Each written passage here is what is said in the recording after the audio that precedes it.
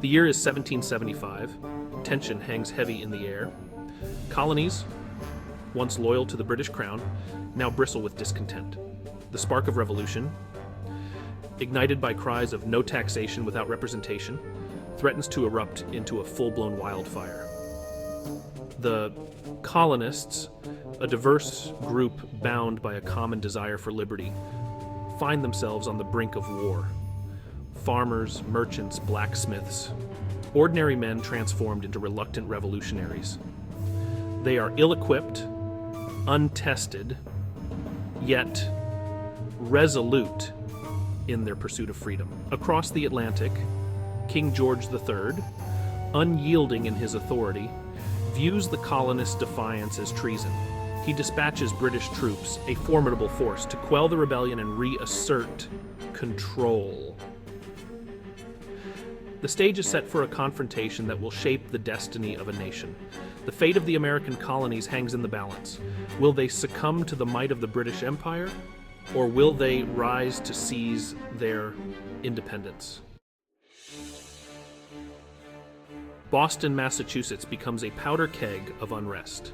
British troops occupy the city, their presence a constant source of friction with the local populace. Skirmishes erupt, fueling the flames of resentment. Amidst this simmering tension, whispers of a British plan to seize strategic hills surrounding Boston reach the ears of the Continental Army. These hills, overlooking the city and harbor, hold immense strategic value. The newly formed Continental Army, led by General George Washington, a man of unwavering resolve and quiet determination, recognizes the threat. They must act swiftly to counter the British maneuver. In the face of overwhelming odds, a daring plan begins to take shape, a plan to fortify the hills and challenge British dominance.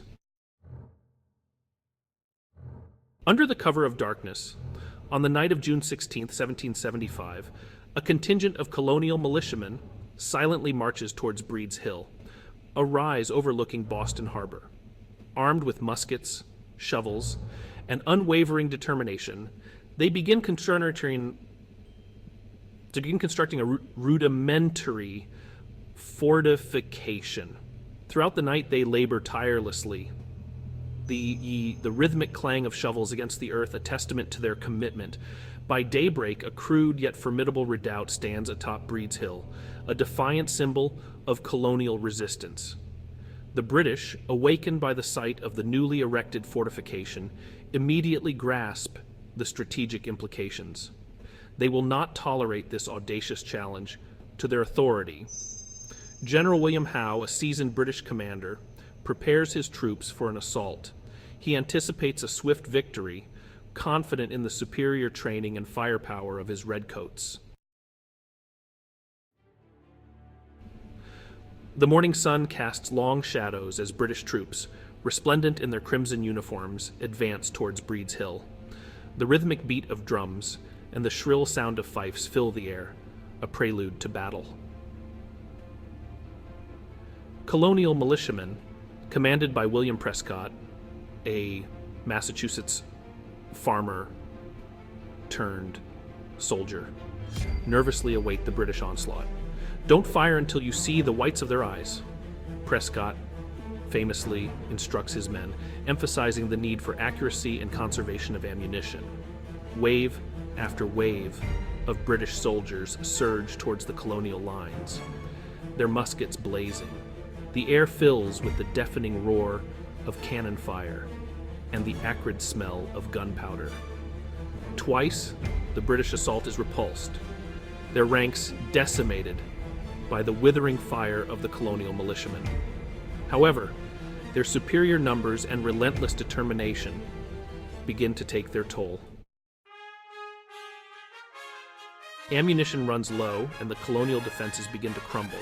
The British, at a heavy cost, finally overrun the colonial fortifications, forcing a retreat. Despite their tactical defeat, the Battle of Bunker Hill proves to be a moral victory for the Americans. It shatters the myth of British invincibility. demonstrating the courage and tenacity of the colonial forces. News of the battle spreads like wildfire throughout the colonies, igniting a spirit of defiance and bolstering support for the cause of independence.